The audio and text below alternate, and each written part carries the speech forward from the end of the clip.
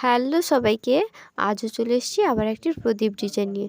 তো এই যে প্রদীপটি দেখছো, এই প্রদীপটি আমার নয়, আমার বাড়ির কাছে একটি ছোট মেয়ে সম্পর্কে সে আমার পিসিমণি হয়।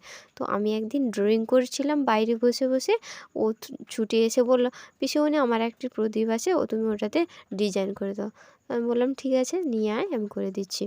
তো সে প্রদীপটি নিয়ে এসছে। তারপরে এই যে দেখো, প্রদীপটিতে আমি প্রথমে লাল রং দিয়ে দিয়েছি। তারপর কি ডিজাইন করব আমি খুঁজে পাচ্ছিলাম না, তাই প্রদীপটার নিচে একটা হালকা ফুল এঁকেছি আর কি। তারপর প্রদীপের মাঝে, ঠিক আছে, কলকা করেছি, ঢেউ খেলানো কলকা করেছি। আমি এই প্রথমবার কলকা করছি, তো জানি না কেমন হবে, তাও আমি চেষ্টা করেছি আর কি। তারপর প্রদীপের সাইডে পদ্ম কলকা করছি।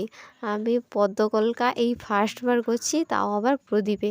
তো কেমন হয়েছে তোমরা দেখে বলবে, কিন্তু এই কলকা কলকা কিন্তু আমি ফার্স্টবার ট্রাই করলাম, ঠিক আছে, না ভালো হলেও হতে পারে, তাও কলকাটা আমি চেষ্টা করেছি যেন ভালো হয়। তো এই যে দেখো ফাইনাল লুক, তোমরা দেখে বলো কেমন হয়েছে। ভালো লাগলে একটি লাইক কমেন্ট করে দিও। বাই।